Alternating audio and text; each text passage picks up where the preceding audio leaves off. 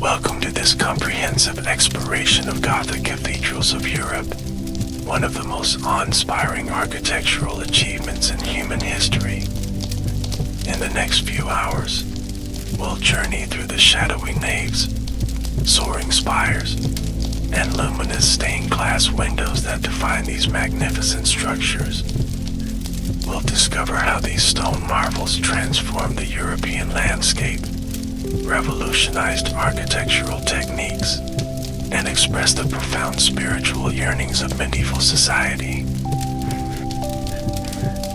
As we embark on this journey, I invite you to imagine yourself standing before these towering monuments. Feel the cool stone beneath your fingers. Listen to the echoing whispers that bounce off ancient walls, and gaze upward at vaults that seem to defy gravity itself.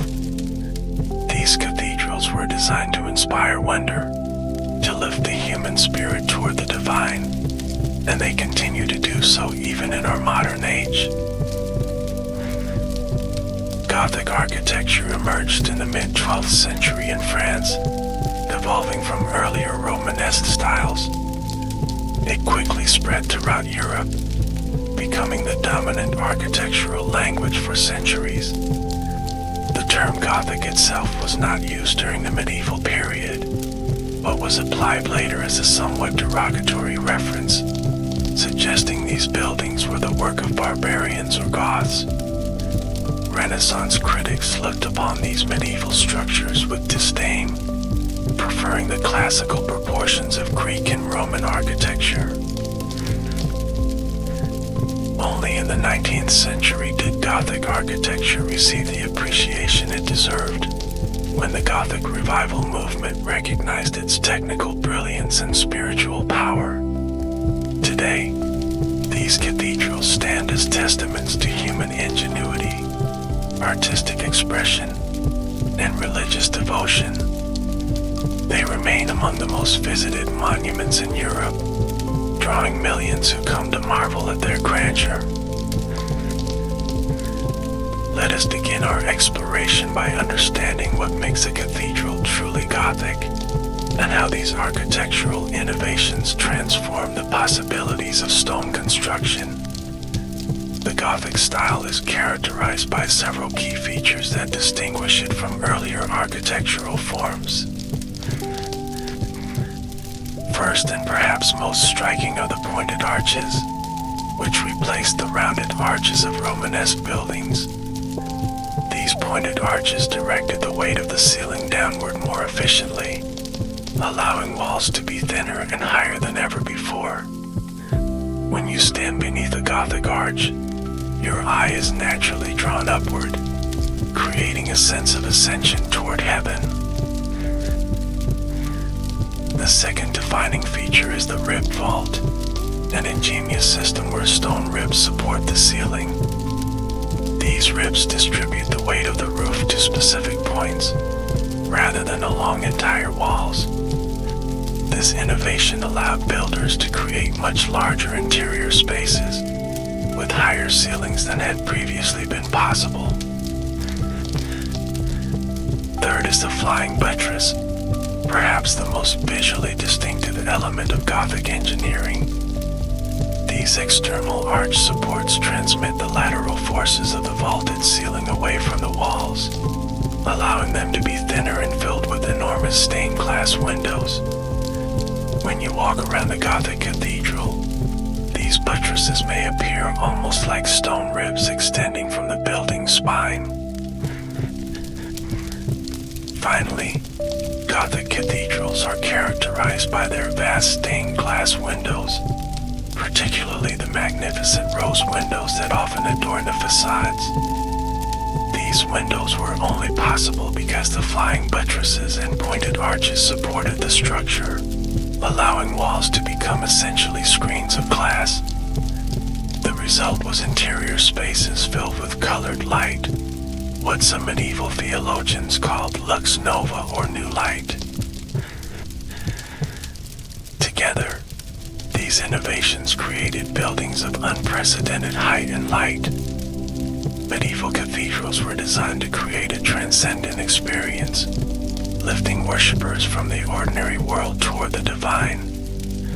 When sunlight streams through stained glass, casting jewel-like patterns across stone floors and columns, it's easy to understand how these spaces could be seen as glimpses of heaven on earth. Now that we understand the essential elements of Gothic architecture, let's explore how this revolutionary style developed. The birth of Gothic architecture is often traced to one specific place, the Abbey Church of Saint-Denis, just outside Paris. Here, under the direction of Abbot Suger in the 1140s, the first truly Gothic building began to take shape. Suger was not just an abbot but a statesman, close advisor to French kings, and a man with a profound theological vision. He believed that light was the physical manifestation of God, and that a church filled with light would bring worshippers closer to the divine. His renovation of Saint-Denis incorporated pointed arches, ribbed vaults, and large windows in a way that had never been seen before. In his writings, Suger described how he wanted to create a space where light could flow abundantly. He saw the luminosity of his new choir as a reflection of divine illumination, a way to bring heaven closer to earth. Saint-Denis was not just an architectural innovation, but a theological statement cast in stone and glass. From Saint-Denis, the Gothic style spread rapidly through the Ile-de-France region, the royal domain surrounding Paris. Great cathedrals soon rose in Sens, Noyon, Laon, and Paris itself. Each building refined the techniques, pushing them further and higher. Historians traditionally divide the Gothic period into three phases, each with distinct characteristics. Early Gothic, from approximately 1140 to 1200, was characterized by experimentation with the new forms. The cathedrals of this period, like Notre Dame in Paris, were massive and somewhat heavy compared to later examples. Yet even in these early attempts, we can see the revolutionary potential of the style. High Gothic, from about 1200 to 1280, represents the perfect balance of the style's elements. Cathedrals like Chartres, Reims, and Amiens achieve the unprecedented heights, with increasingly refined proportions. The walls became thinner, the windows larger, and the entire structure more harmonious. Late Gothic, from around 1280 to the 16th century, saw the style become increasingly elaborate and decorative. Flamboyant tracery, complex vaulting patterns, and ever more daring structural feats characterized this period. Cathedrals like Milan, Seville, and Prague showcased the style at its most ornate. Let's now embark on a more detailed journey through some of Europe's greatest Gothic cathedrals, starting with Notre Dame de Paris.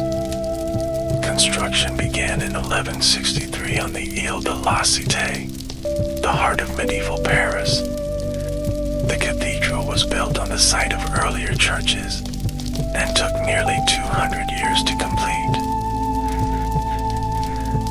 Notre Dame represents early Gothic architecture at its finest, with its massive proportions balanced by emerging Gothic elements. The western facade, with its twin towers and central rose window, established a pattern that would influence cathedral design throughout Europe. The three portals of the west front tell biblical stories through intricate sculpture, creating what was essentially a Bible in stone for largely illiterate medieval congregations. Inside, Notre Dame originally had a 4-story elevation, with grand arcades, a gallery, triforium, and clerestory windows. Later renovations modified this arrangement, but the cathedral still retains its majestic interior proportions. The weight of the stone vaults is supported by massive piers, while flying buttresses on the exterior help distribute the load. The 2019 fire that damaged Notre Dame reminded the world of the cultural significance of these medieval monuments and the immense skill required to build and maintain them. As restoration continues, artisans are using many of the same techniques employed by medieval builders, connecting our time directly to theirs through traditional craftsmanship. Moving northeast from Paris, we encounter the Cathedral of Our Lady of Rheims, one of the most perfect expressions of High Gothic architecture. Construction began in 1211, after a fire destroyed an earlier church. Rheims held a special place in French history, as it was the traditional coronation site for French kings. Rheims Cathedral exemplifies the harmony and balance of High Gothic, with perfectly proportioned facades, elegant flying buttresses, and sumptuous decoration.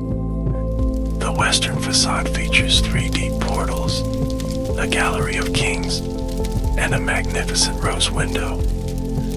Above rises the elegant openwork gable, flanked by 2 towers that seem to soar effortlessly skyward.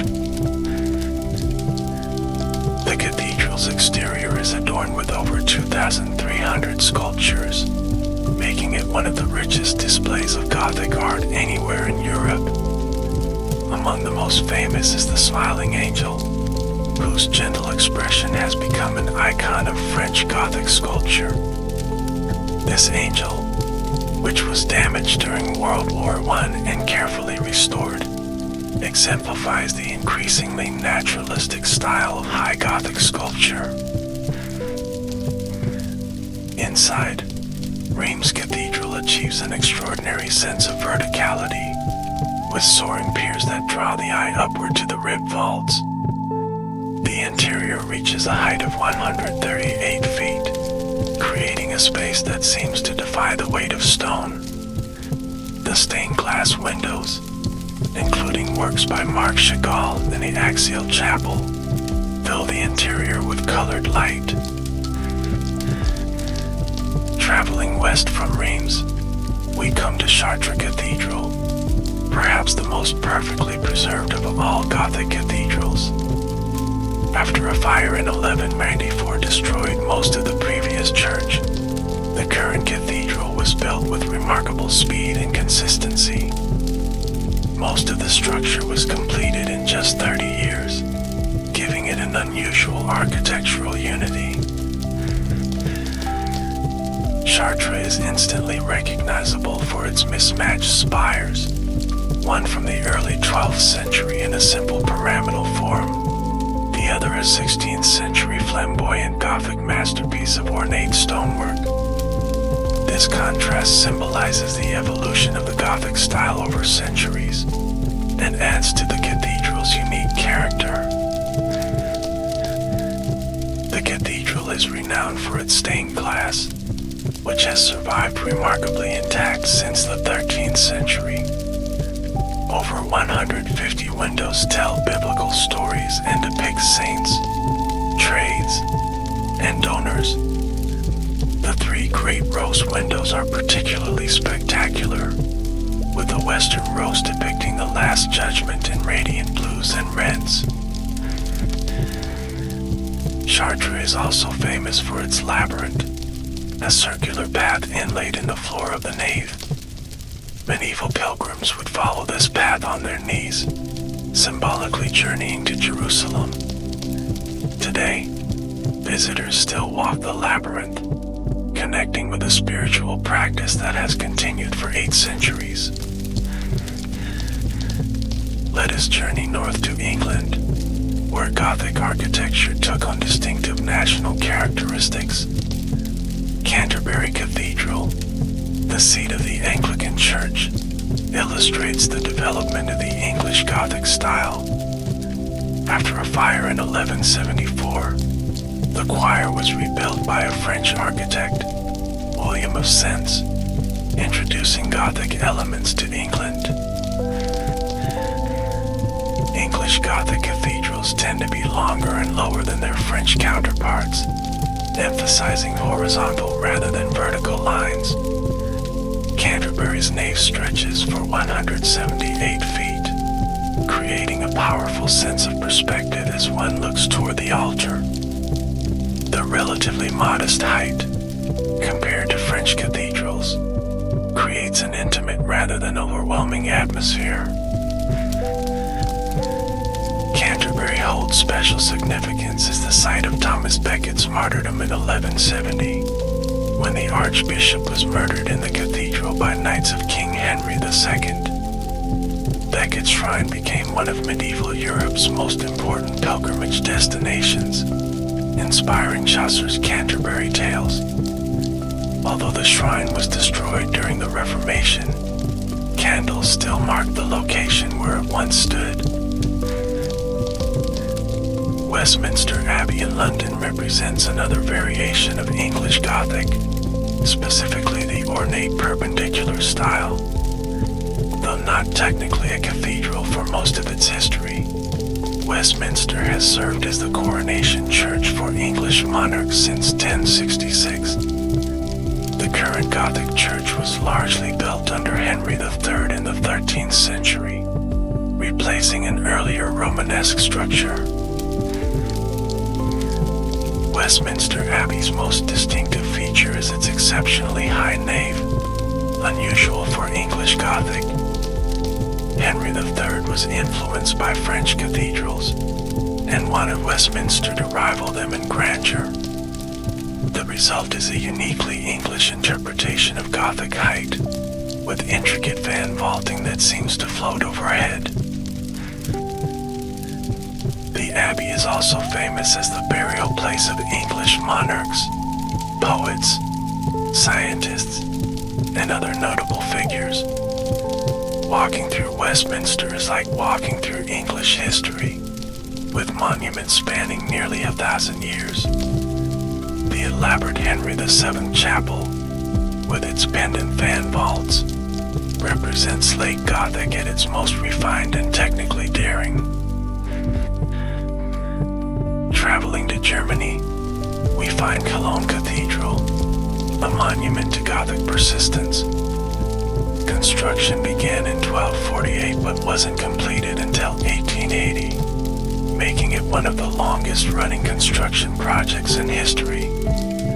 When finished, its 515-foot spires made it the tallest building in the world at that time.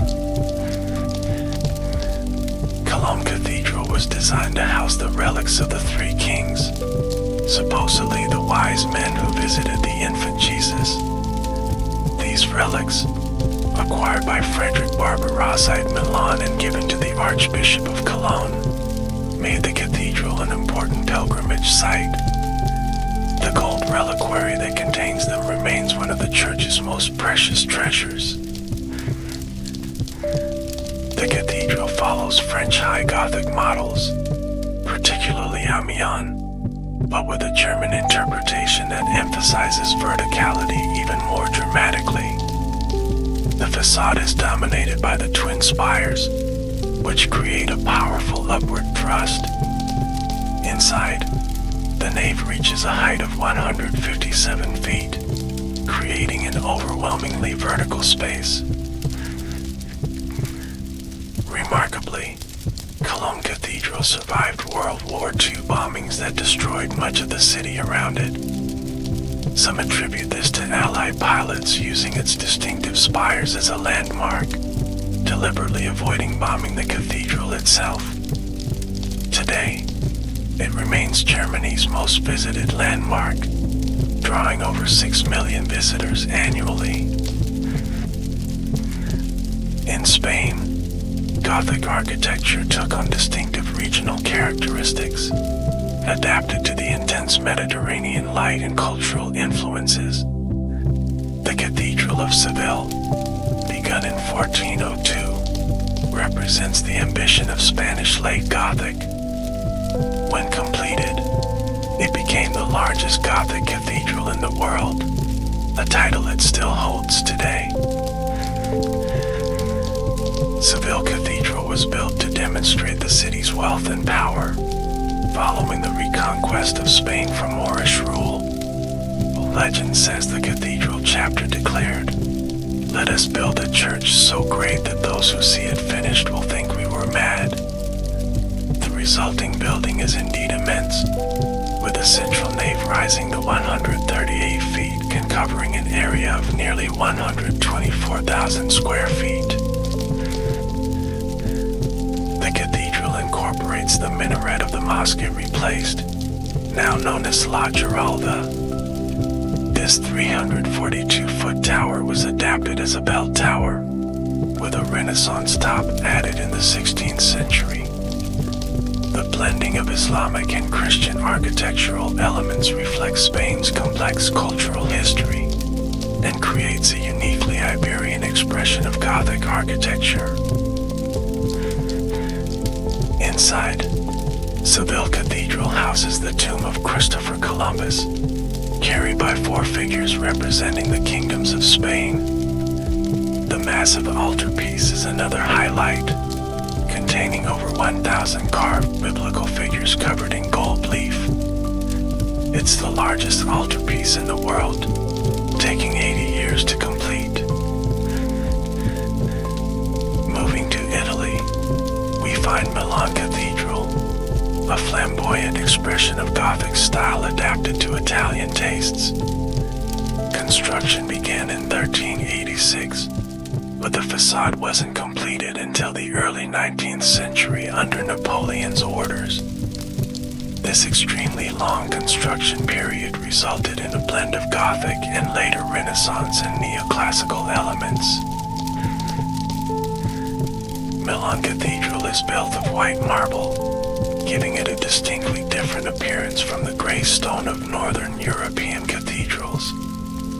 Its exterior is covered with an extraordinary profusion of pinnacles, spires, and statues, over 3,400 in total. The effect is of a stone forest reaching toward the sky, crowned by the golden Madonna statue on the tallest spire.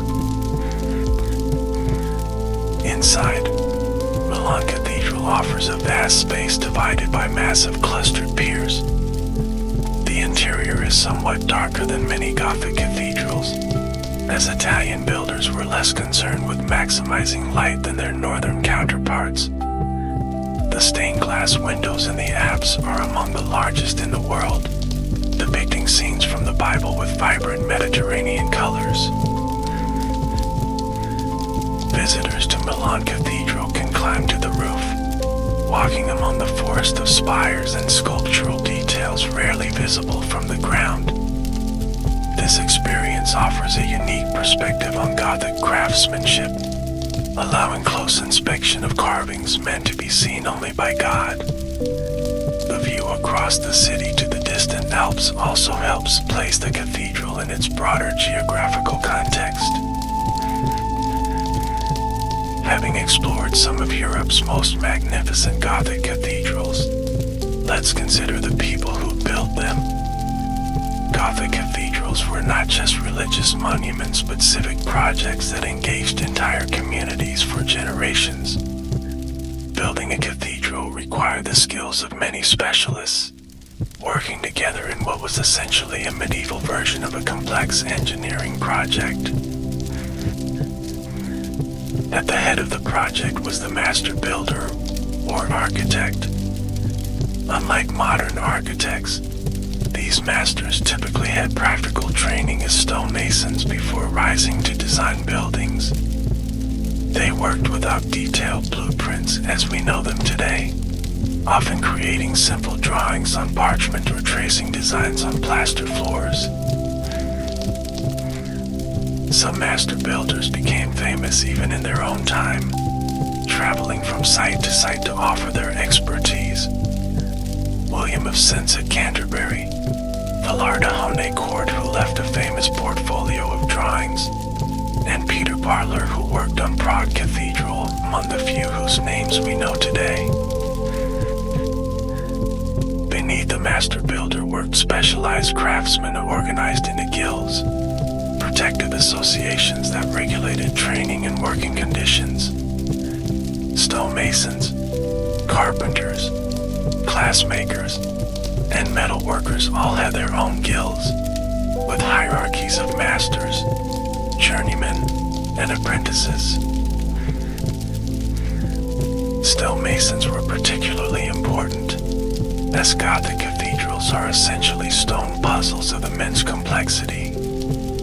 Different types of masons specialized in different tasks, from quarrying the stone to carving delicate sculptures. Master masons often left masons' marks on stones they cut, simple symbols that identified their work for payment purposes. The construction of a Gothic cathedral required sophisticated understanding of geometry and structural forces, even without the mathematical formulas we use today. Builders relied on proportional systems, often based on simple ratios derived from squares and triangles. These geometric principles guided everything from the overall plan to the smallest decorative detail. Funding for these enormous projects came from multiple sources, including bishops, monarchs, nobles, and ordinary citizens. In some cases, entire towns taxed themselves to build their cathedral, seeing it as an investment in civic pride and divine favor. Wealthy guilds might sponsor chapels or stained glass windows, often depicting members of their profession. Pilgrims also contributed substantially to cathedral funds, making donations to view holy relics.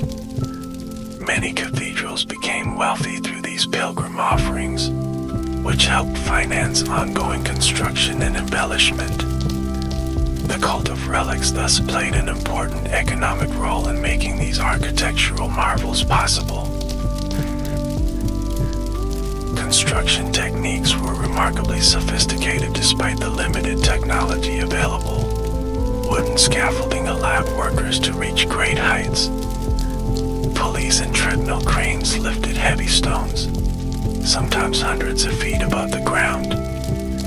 Teams of oxen transported materials from distant quarries, often along rivers when possible.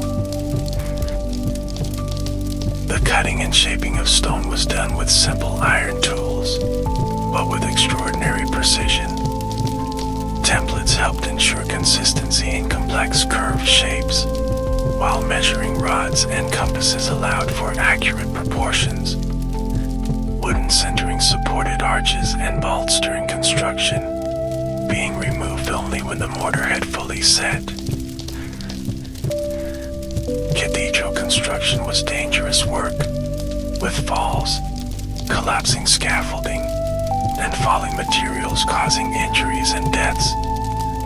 Occasional structural failures occurred during construction, as builders pushed Gothic techniques to their limits. The collapse of a choir vault at Beauvais in 1284 is perhaps the most famous example, where ambition exceeded technical capability.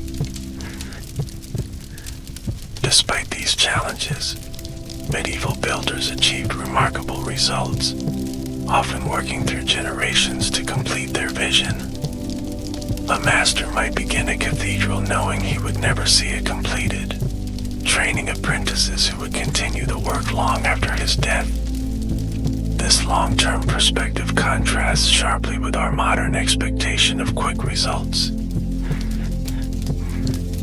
Now let's turn our attention to the symbolism and meaning embodied in Gothic cathedrals, which were far more than just beautiful buildings.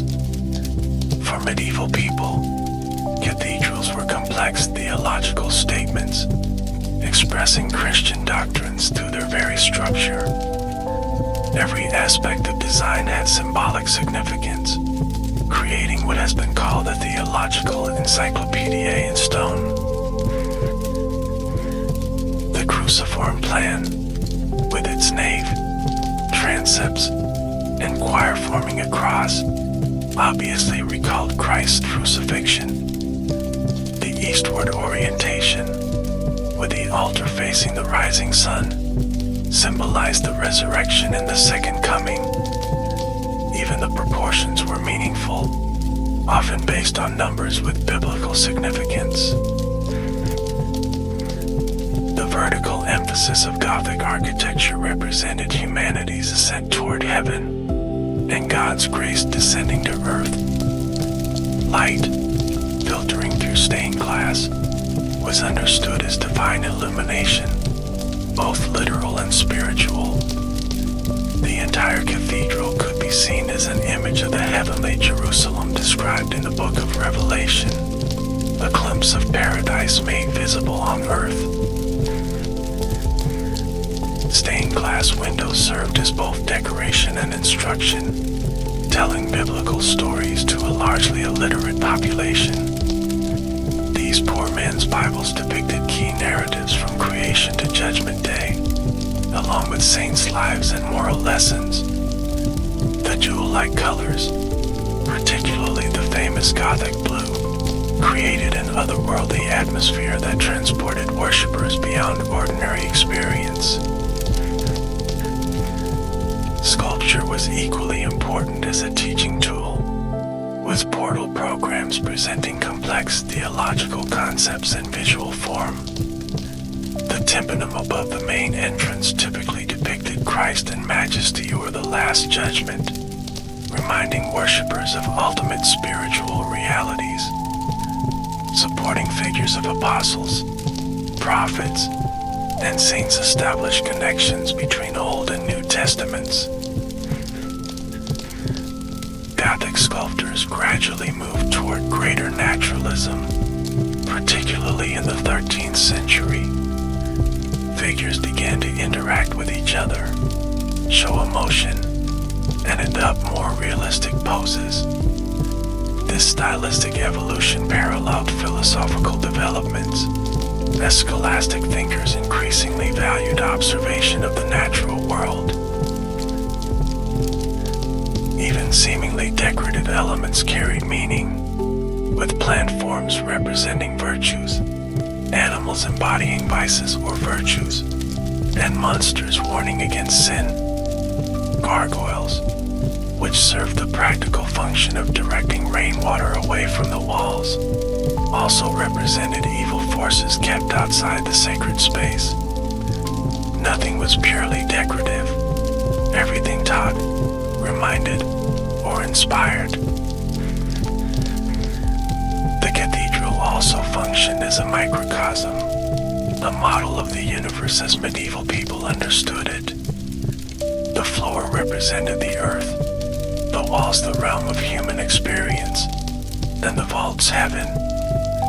In this way, worshippers physically moved through a symbolic cosmos, experiencing spiritual realities through spatial arrangement.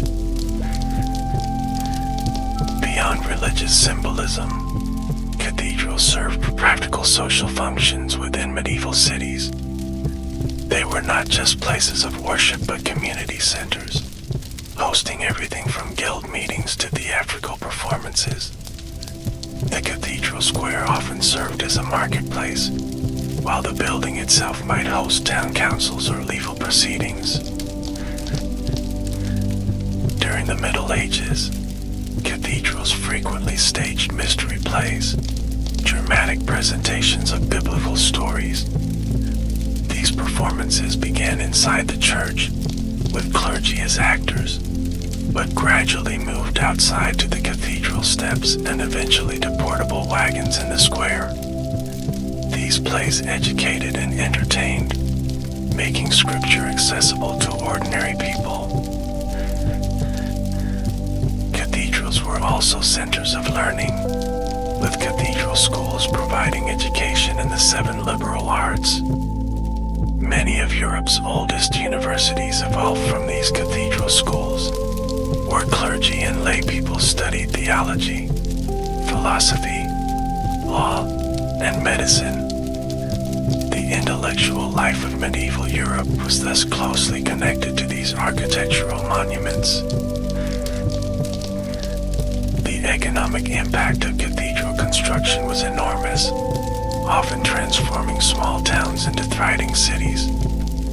Building projects created jobs for hundreds of workers over decades or centuries, while pilgrim traffic stimulated the growth of hospitality industries.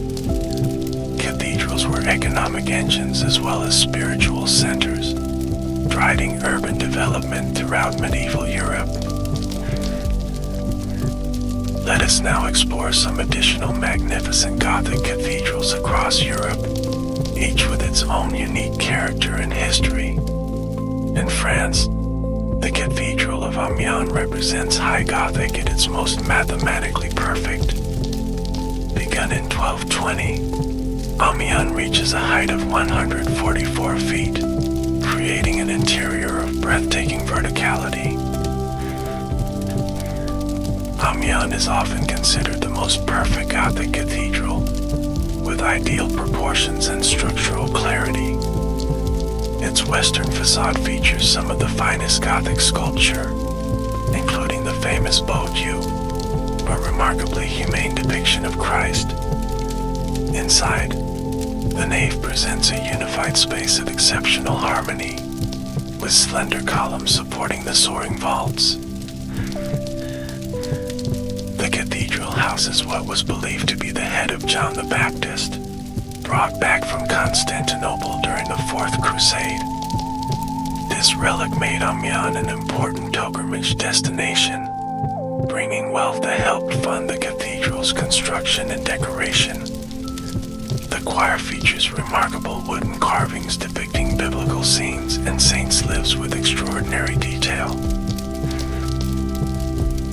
One fascinating feature of Amiens is its labyrinth, similar to the one at Chartres but with an octagonal center containing an inscription commemorating the cathedral's founders.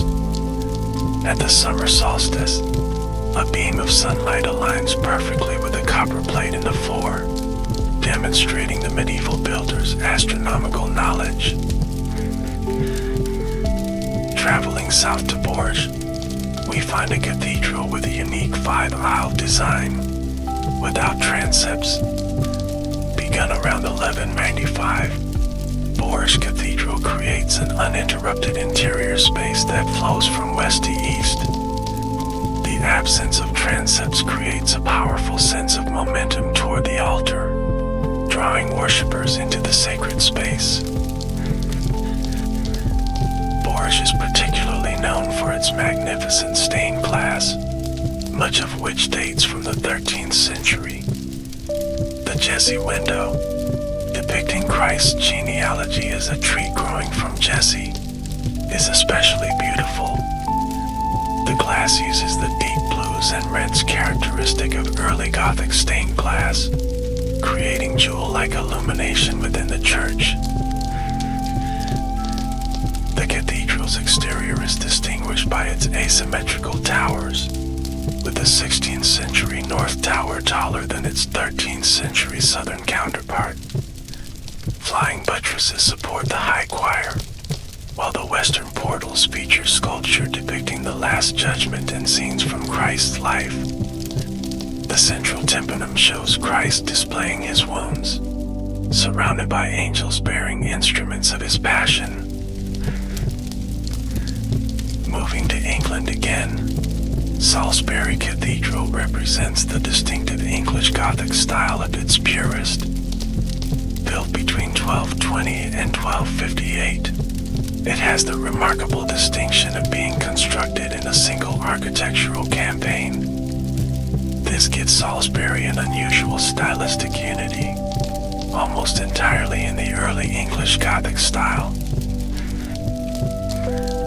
Salisbury Cathedral is instantly recognizable by its soaring spire, the tallest in Britain at 404 feet. This spire was added in the 14th century, and its immense weight required additional supports to be built inside the cathedral. The spire can be seen for miles across the surrounding Wiltshire landscape, creating a powerful visual landmark.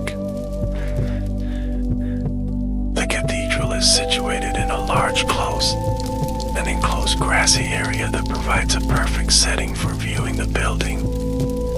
This arrangement is typical of English cathedrals, which often have more space around them than their continental counterparts. The close creates a tranquil environment that enhances the spiritual atmosphere of the site. Inside, Salisbury features the characteristic three-part elevation of English Gothic, with arcade, triforium, and clerestory. The relatively narrow nave creates an intimate feeling, while the use of perfect marble for the slender columns adds visual richness. The cathedral houses one of the 4 surviving original copies of Magna Carta, connecting it to pivotal moments in English history.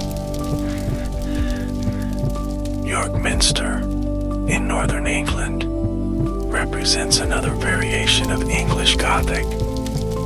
It's one of the largest Gothic cathedrals in northern Europe, with a particularly wide nave that creates an expansive interior space. Construction spanned more than 250 years, from 1220 to 1472, resulting in an evolution of styles within one building.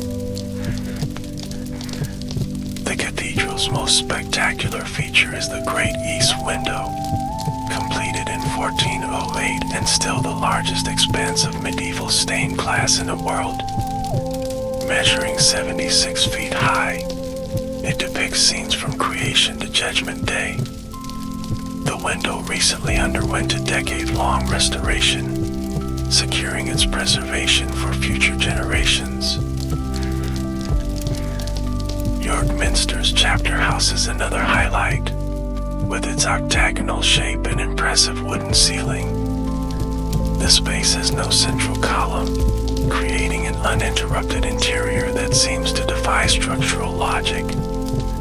The stone seats around the perimeter, topped with delicate carvings, were used for meetings of the cathedral clergy. In Spain, Barcelona Cathedral represents the distinctive Catalan Gothic style. Unlike the soaring vertical emphasis of northern European cathedrals, Catalan Gothic tends to be wider, with more emphasis on horizontal lines. The relatively simple exterior contrasts with a richly decorated interior, creating an element of surprise for visitors. The cathedral's cloister is particularly beautiful, with tropical plants and a flock of white geese that have been kept there since medieval times. According to tradition, 13 geese represent the age of Saint Eulalia when she was martyred. The peaceful garden creates a contemplative space within the busy city center, offering respite from urban noise and activity. Barcelona Cathedral houses the tomb of Saint Eulalia, the city's patron saint. The crypt containing her relics is a place of pilgrimage, while the choir stalls feature intricate carvings depicting scenes from her life and martyrdom. The cathedral thus serves as both a monument to faith and a repository of local history and identity. In Prague, St. Vitus Cathedral represents Gothic architecture's eastward spread. Construction began in 1344 but wasn't completed until 1929, making it one of the longest cathedral building projects in history. The result is a fascinating blend of medieval and modern interpretations of Gothic style. St. Vitus is the spiritual heart of the Czech lands, containing the tombs of Bohemian kings and Holy Roman emperors. The most important is that of Street, Wenceslas, the good King Wenceslas of Christmas Carol fame. His chapel is decorated with over 1,300 semi-precious stones, creating a glittering jewel box of medieval art. The cathedral's stained glass includes both medieval works and modern masterpieces, including windows designed by Art Nouveau artist Alphonse Mucha. This juxtaposition of old and new creates a unique atmosphere, demonstrating how Gothic traditions continue to inspire artists centuries after the style's original flowering. Returning to France, the Cathedral of Strasbourg shows the evolution from Romanesque to Gothic styles. The older sections date from the 12th century, while the spectacular west front was completed in the 14th century. At 466 feet, its North Tower was the world's tallest building from 1647 to 1874, dominating the Rhine Valley landscape. Strasbourg's facade is extraordinarily rich in sculptural detail, with thousands of figures covering the surface. The central portal depicts scenes from Christ's Passion, while the famous Pillar of Angels shows Christ flanked by angels playing musical instruments. Above the rose window, a gallery of apostles and prophets seems to watch over the city below. Inside the cathedral, the astronomical clock is a medieval technological marvel. Dating from the 16th century, it shows not only the time but also planetary positions, eclipses, and religious holidays. At noon each day, mechanical figures process before the Virgin Mary, delighting visitors as they have for centuries. In Portugal, Batalha Monastery exemplifies the flamboyant Manueline style, a distinctly Portuguese variation of late Gothic. Built to commemorate Portugal's victory over Castile at the Battle of Aljubarrota in 1385, the monastery combines Gothic structure with nautical decorative elements reflecting Portugal's maritime empire. The unfinished chapels at Batalha are particularly striking, their delicate stone lacework open to the sky. Construction stopped in the 16th century, creating this unintentional architectural poem to incompleteness. The chapels demonstrate the virtuosic stone carving of Portuguese craftsmen, with rogue motifs, sea creatures, and exotic plants reflecting Portugal's global explorations. The monastery's chapter house features a remarkable star vault spanning 59 feet, with no central support. This technical achievement demonstrates the structural daring of late Gothic builders, who continue to push the limits of stone construction. The decorative ribs create a celestial pattern overhead, symbolizing the heavenly order reflected in monastic life. Let us now consider the challenges of preserving these magnificent structures for future generations. Gothic cathedrals have survived centuries of war, religious conflict, revolution, and environmental damage. Today, they face new threats from pollution, climate change, and funding shortfalls. Stone deterioration is perhaps the most serious conservation challenge. Air pollution causes chemical reactions that eat away at limestone and sandstone, turning intricate carvings into unrecognizable lumps. Acid rain accelerates this process, while freezing and thawing cycles create cracks that can threaten structural integrity. Stained glass presents different conservation challenges, as medieval glass is vulnerable to both pollution and physical damage. During World War II, many cathedrals removed their windows for safekeeping, a prescient decision that saved irreplaceable treasures. Today, protective glazing helps shield historic glass from environmental hazards. The 2019 fire at Notre Dame de Paris highlighted the vulnerability of wooden roof structures, which exist in many Gothic cathedrals. The massive oak beams that support many cathedral roofs, often dating from the Middle Ages, are dry and susceptible to fire. Modern detection and suppression systems are being installed in many cathedrals, balancing safety with respect for historic fabric. Conservation philosophy has evolved over time, with current approaches emphasizing minimal intervention and reversibility.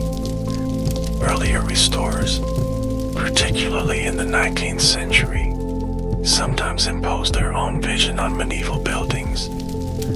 The famous restoration of Notre Dame by Villala took added elements that never existed, including the Gallery of Kings and the spire that was destroyed in the 2019 fire.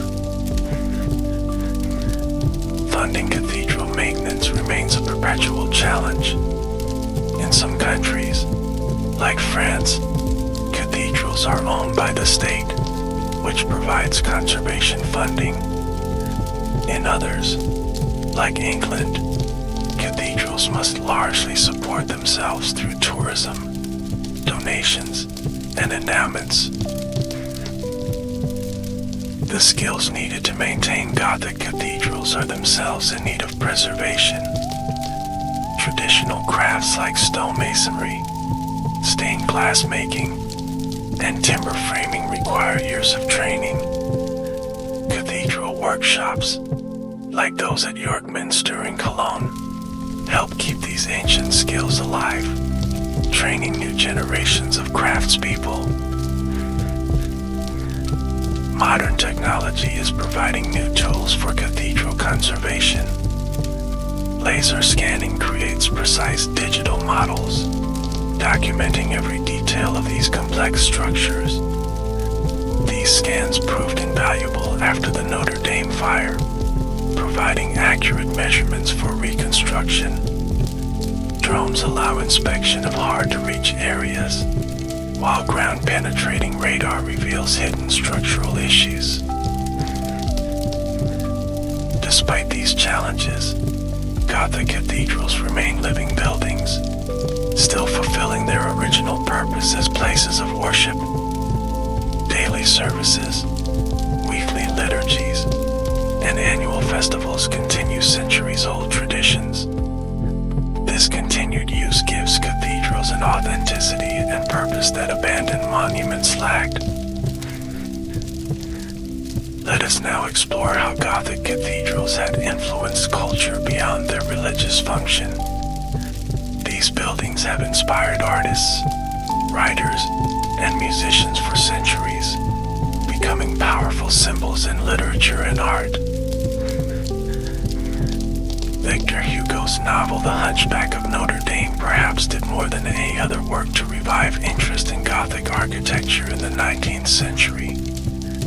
Published in 1831, the novel made Notre Dame itself a character, drawing attention to its deteriorating condition. Hugo's passionate descriptions of the cathedral helped spark a preservation movement that saved the building from possible demolition. The Gothic revival movement for the 19th century saw these medieval buildings with new eyes, appreciating their spiritual power and technical brilliance. Architects like Augustus Pugin in England, Eugène Villala-Duc in France, and Friedrich von Schmidt in Austria designed new buildings in Gothic style, applying medieval principles to modern structures. In painting, the Gothic cathedral became a powerful symbol. Romantic artists like Caspar David Friedrich depicted ruined Gothic churches as emblems of spiritual longing.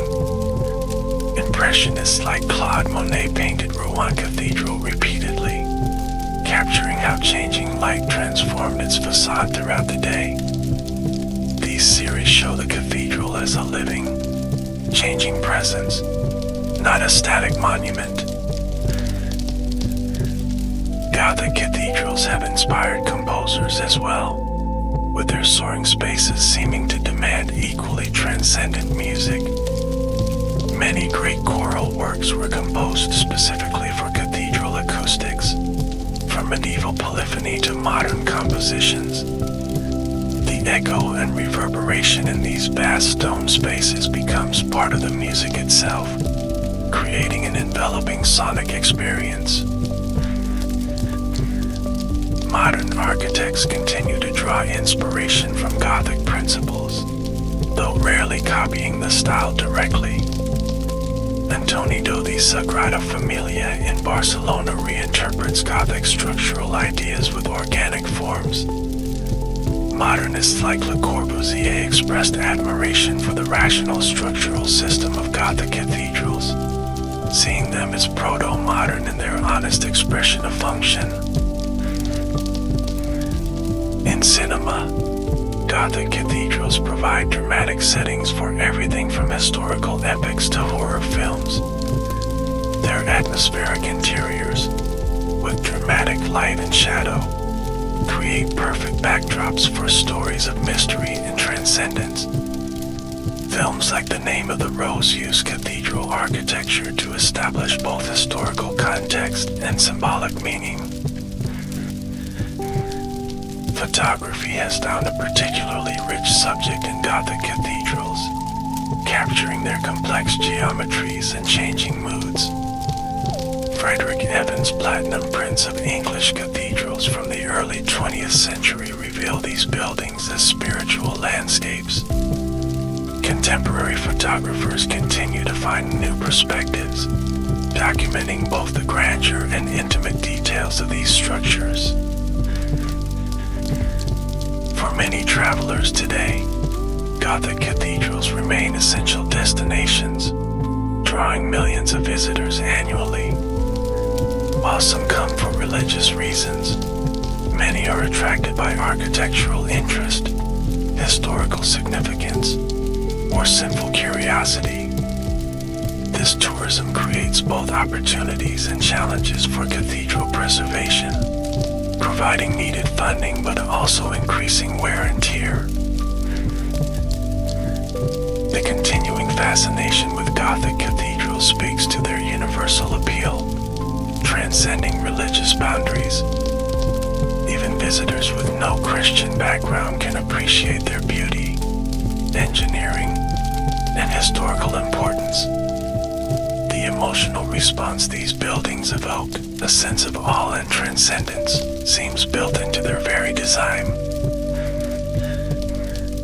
Let us now examine some of the lesser-known Gothic cathedrals that deserve more recognition. While Notre Dame and Chartres receive millions of visitors, other magnificent examples remain relatively undiscovered. In France, Laon Cathedral represents an important transitional moment between early and High Gothic.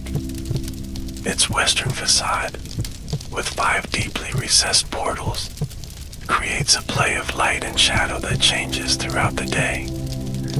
Most distinctive are the stone oxen that peer from the towers, commemorating the animals that hauled materials up the steep hill. The Cathedral of St. Stephen in Metz contains the largest expanse of stained glass in France, earning it the nickname God's Lantern. The windows include medieval masterpieces and modern works by Marc Chagall.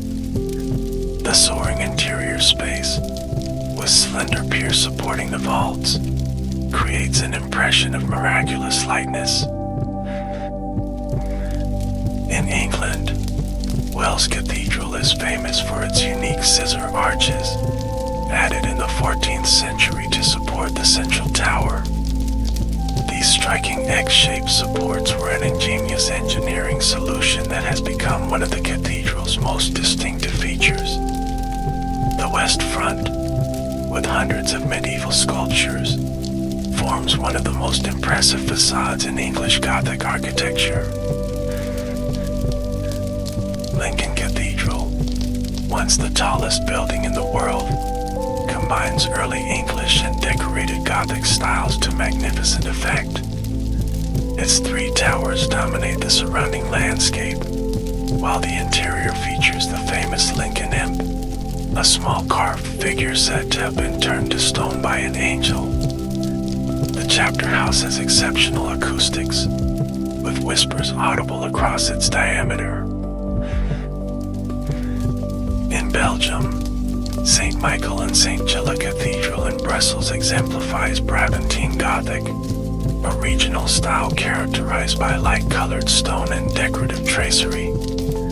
The twin western towers create a powerful symmetry, while inside, 16th century stained glass windows depict Charles V and his family in vivid color. The cathedral has witnessed many significant events in Belgian history, including royal weddings and state funerals. Sweden's Uppsala Cathedral represents Gothic architecture's northward spread. Built of red brick, the material commonly used in Baltic Gothic, the cathedral houses the relics of Saint Eric, Sweden's patron saint. The interior was restored in the early 20th century, with murals by famous Swedish artist Ola Schwartzberg adding a modern interpretation of medieval traditions. In Italy, Orvieto Cathedral's facade is one of the most colorful in Europe, combining mosaics, sculptures, and bas-reliefs in a dazzling display.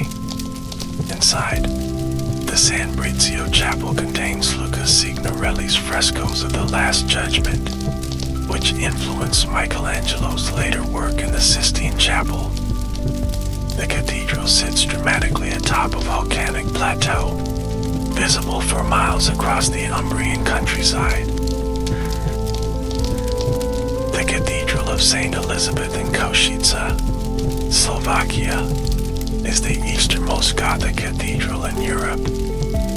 Its intricate stone carvings and unusual double spiral staircase demonstrate the spread of Gothic craftsmanship across the continent. The cathedral contains a rare Gothic winged altar, with painted panels depicting scenes from St. Elizabeth's life. Now let's explore how Gothic cathedral builders solve specific engineering challenges, creating structures that still impress modern engineers. The most fundamental problem was supporting a stone vault over a wide span, while allowing for large windows in the walls below. The solution came through the combination of rib vaults, pointed arches, and flying buttresses working together as an integrated system. Rib vaults concentrated forces along stone ribs, which directed weight to specific points rather than along entire walls. Pointed arches reduced the outward thrust compared to rounded arches, making the structure more stable. Flying buttresses then transmitted the remaining lateral forces from the upper walls to external piers. These buttresses literally flew through the air, arching over the lower sections of the cathedral. This ingenious system freed the walls between the buttresses from structural responsibilities, allowing them to be opened up for enormous windows. Medieval builders also had to solve the problem of raising heavy stones to great heights. They developed sophisticated machines, including cranes with tread wheels that worked like giant hamster wheels. Workers would walk inside these wheels, using their body weight to lift stones weighing several tons. Traces of these lifting techniques can still be seen in many cathedrals, where loose holes in stone show where lifting devices were attached. Another challenge was cutting stone accurately without modern measuring tools. Master masons used simple but effective geometry, employing compasses, rulers, and templates to ensure consistency. They developed standardized proportional systems, often based on the square and its derivatives, that guided the entire design. For curved elements like arches and vaults, builders created wooden templates that guided the cutting of each stone. These templates ensured that the finished pieces would fit together precisely, creating smooth curves and even weight distribution. The stones of Gothic arches are tapered, wider at the top than the bottom, to direct forces inward and downward. The problem of foundations was equally important, as these massive structures required solid support. Builders excavated deep trenches, sometimes to bedrock, and filled them with rubble and mortar to create stable footings. In areas with poor soil conditions, wooden pilings were driven into the ground to provide additional support. Window tracery presented both artistic and structural challenges. The stone framework supporting stained glass had to be both beautiful and strong enough to hold the heavy glass panels. The evolution of tracery from simple lancets to complex flamboyant designs demonstrates the increasing confidence and skill of Gothic craftsmen. Water management was another critical engineering concern. Rainwater needed to be channeled away from the building to prevent damage to mortar and stone. Gargoyles served this practical purpose, extending beyond the walls to discharge water well away from the foundations. Elaborate gutter systems collected water from the vast roofs, directing it through channels in the flying buttresses. Heating and ventilation in these vast spaces posed additional challenges. Gothic cathedrals were cold in winter and needed air circulation in summer. Small fireplaces inside chapels provided limited heating, while cleverly positioned openings created air currents for ventilation. The height of the interior spaces actually helped create natural air movement through convection.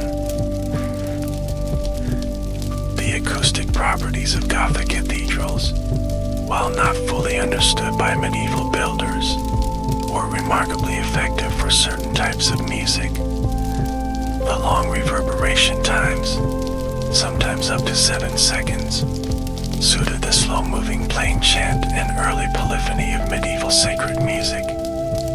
Different areas within the cathedral have distinct acoustic properties, allowing for varied musical experiences.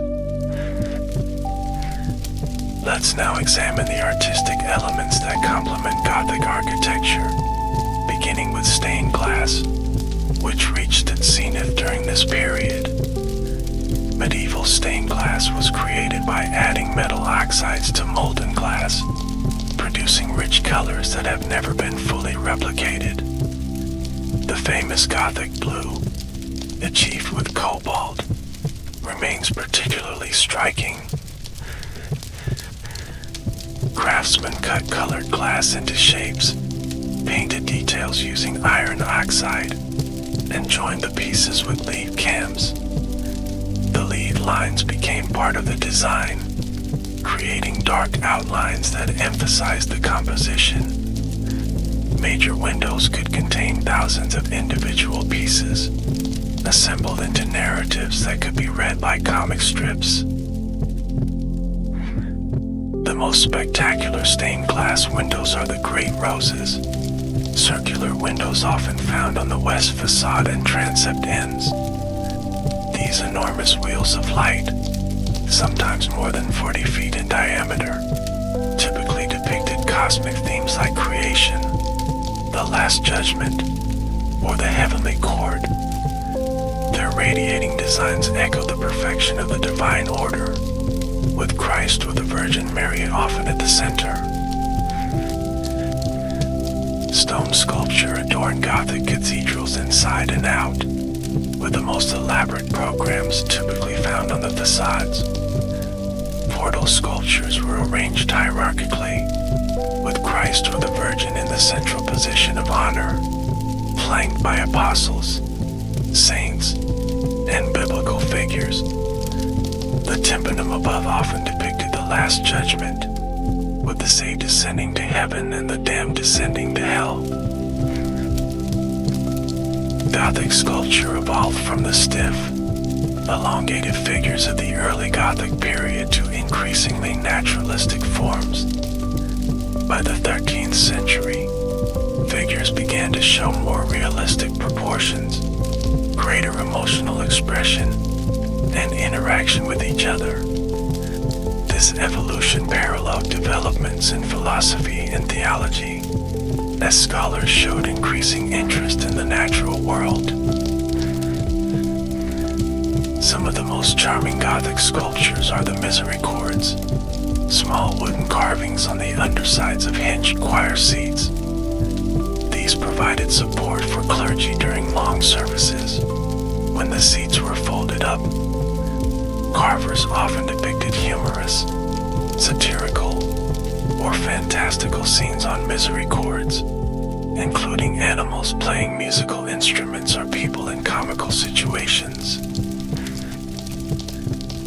While paintings once covered much of the interior surface of Gothic cathedrals, though relatively few survive today, these paintings added color and narrative to the stone architecture, depicting biblical stories, saints' lives, and symbolic imagery.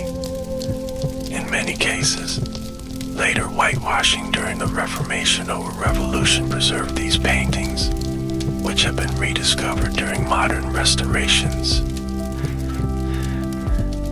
Tapestries and textiles added warmth and color to cathedral interiors, while also helping with acoustics and insulation. On special feast days, cathedrals would be hung with elaborate narrative tapestries, transforming the space for important liturgical celebrations. Few medieval examples survive, but some cathedrals maintain this tradition with modern textile art. Music was an integral part of cathedral life, with complex liturgical chants performed daily by clergy and choirs. The development of polyphonic music, with multiple melodic lines singing simultaneously, occurred alongside the development of Gothic architecture. Both expressed the medieval fascination with complex structure and harmony, whether in stone or sound. The organ became increasingly important in cathedrals, with larger and more complex instruments built as the Gothic period progressed. By the late Gothic period, massive organs with thousands of pipes dominated the west ends of many cathedrals. These instruments continue to inspire awe, both visually and sonically, in cathedrals throughout Europe. Let us now explore the spiritual experiences that Gothic cathedrals were designed to create. For medieval worshippers, entering a cathedral was meant to be transformative, offering a foretaste of heaven. Every aspect of the building worked together to create a multi-sensory experience that transcended ordinary reality. Light was fundamental to this experience, with colored sunlight streaming through stained glass creating what contemporary observers called lux nova, new light. This was not merely aesthetic but deeply theological, as light symbolized divine illumination, wisdom, and grace. When sunbeams projected colored patterns onto stone surfaces, they created what seemed like a glimpse of paradise. Sound shaped the experience as well, with the cathedral's acoustics enhancing sacred music and liturgical chant.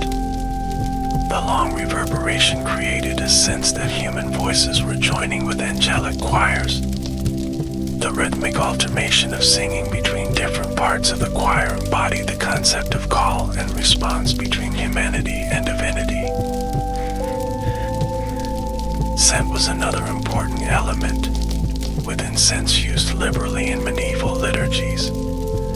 The smoke symbolized prayers rising to heaven, while the fragrance suggested the sweetness of divine presence. In contrast to the often unpleasant smells of medieval towns, the cathedral offered an olfactory experience associated with sanctity and transcendence. Movement through the cathedral space was choreographed to create meaningful spiritual journeys. Processions moved from west to east, from darkness toward increasing light, symbolizing the soul's journey toward God. Side chapels offered spaces for more intimate devotion, while the high altar represented the ultimate sacred focus. The cathedral experience changed for the liturgical calendar, with different decorations, music, and rituals marking the seasons of the church year. During Lent, sculptures and crosses might be veiled, creating a sense of absence and anticipation. At Easter, the space would be transformed with light and flowers, expressing the joy of resurrection. For ordinary medieval people who lived in small, dark homes, the cathedral offered an experience of overwhelming scale and beauty. It was both a community gathering place and a sacred space set apart from everyday life. In a world where most people never traveled far from their birthplace, the cathedral represented the most spectacular building they would ever enter. Pilgrims had a different experience, often approaching the cathedral after weeks or months of difficult travel.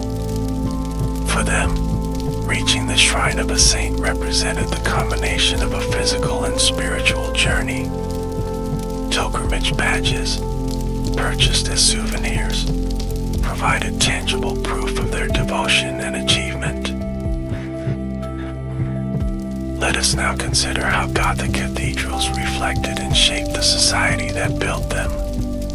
These buildings were not just religious monuments but expressions of civic pride, economic power, and social relationships. The cathedral often served as the defining symbol of a city's identity, visible for miles across the surrounding countryside. The massive resources required to build a cathedral necessitated contributions from all levels of society. Kings and nobles might donate land or large sums of money, often funding specific chapels or windows. Wealthy merchants and guilds sponsored altars or statues, while ordinary citizens contributed smaller amounts of their labor.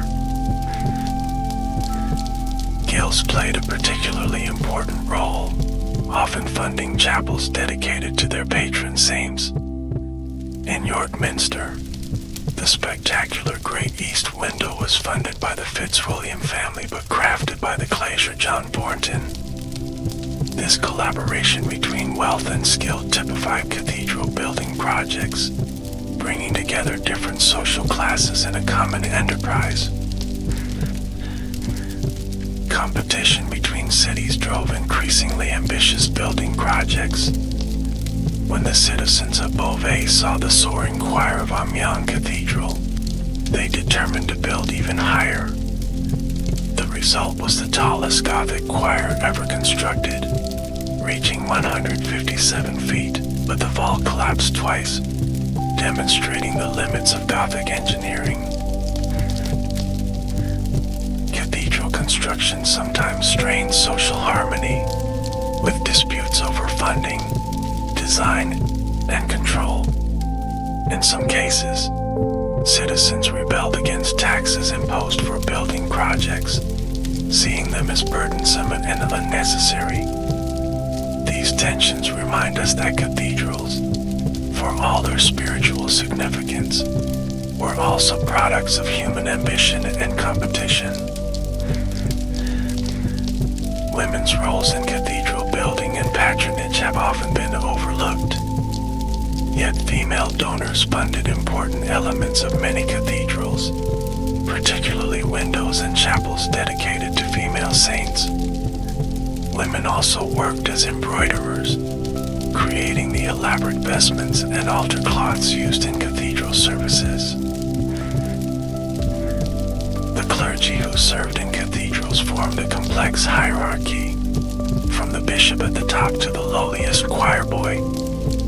Cathedral chapters, composed of canons, managed the institution's affairs, often wielding significant political and economic power.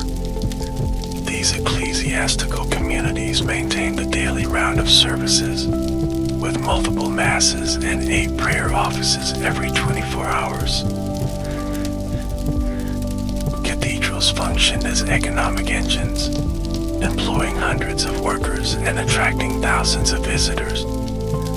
They owned farms, collected rents, and operated businesses, sometimes causing tensions with local merchants. The economic impact of a cathedral extended far beyond the building itself, influencing regional trade networks and urban development.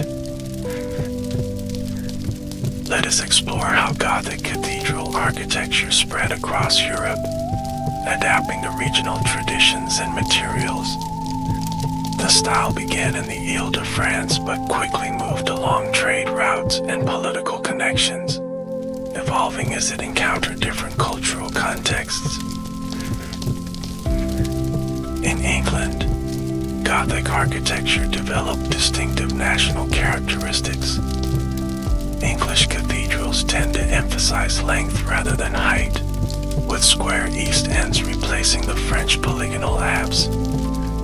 Historians recognize several phases of the English Gothic, from the lancet windowed early English to the flowing decorated style, and finally the linear perpendicular. German Gothic architecture favored hall churches, where the side aisles are the same height as the central nave. This creates a unified interior space, very different from the French model with its emphasized central bezel. German builders also developed brick Gothic in regions where stone was scarce, creating distinctive red brick churches throughout northern Germany and the Baltic region. In Spain, Gothic cathedrals incorporate Moorish influences, particularly in decorative elements. Spanish cathedrals often feature unusually wide naves and elaborate metal screens called rejas separating the choir from the main body of the church. The intense Mediterranean light led builders to use smaller windows than their northern counterparts, preventing the interior from becoming uncomfortably bright. Italian Gothic developed its own distinctive character, less focused on verticality and stained glass. Italian cathedrals like Orvieto and Siena feature striped marble facades, continuing earlier Romanesque traditions. Inside, wall paintings often take precedence or architectural elements, reflecting Italy's strong pictorial tradition. In Central Europe, the Gothic style spread along the Danube River, with Vienna's St. Stephen's Cathedral representing a distinctive regional interpretation. Its colorful tile roof and single massive south tower create a silhouette unlike any French cathedral. Inside, the delicate net vault shows the technical virtuosity of late Gothic engineering. Now let's consider some of the practical aspects of visiting Gothic cathedrals today, for those inspired to experience these magnificent buildings firsthand. While many cathedrals charge entrance fees for tourists, most remain free for those attending religious services. Participating in evensong at an English cathedral or mass at a French one offers an authentic experience of the building's intended purpose. The best times to visit depend on what you hope to experience. Early morning often provides the quietest atmosphere, with fewer tourists and beautiful light. Midday can be crowded but offers the brightest illumination of stained glass, especially on sunny days. Evening services create a more mystical atmosphere, with shadows and candlelight enhancing the spiritual ambience. To truly appreciate a Gothic cathedral, take time to experience it from multiple perspectives. Begin with the exterior, walking completely around the building to observe how flying buttresses support the structure. Notice how the building relates to its urban context, often dominating the medieval city center. east-west portal if possible, following the traditional path of processions. Inside, pause to let your eyes adjust and take in a full spatial effect before examining details. Move slowly through the space, noting how light changes as you walk and how different vantage points reveal new aspects of the architecture. Look upward to appreciate the ribbed vaults, following their lines to understand how forces are distributed. Notice the capitals of columns, which often contain intricate carvings of plants, animals, or biblical scenes. These details, difficult to see from the ground, remind us that medieval builders created beauty even in places few would notice. Many cathedrals offer guided tours, which can provide historical context and point out easily missed features. Some also allow access to areas not normally open to the public, such as towers, crypts, or roof walks.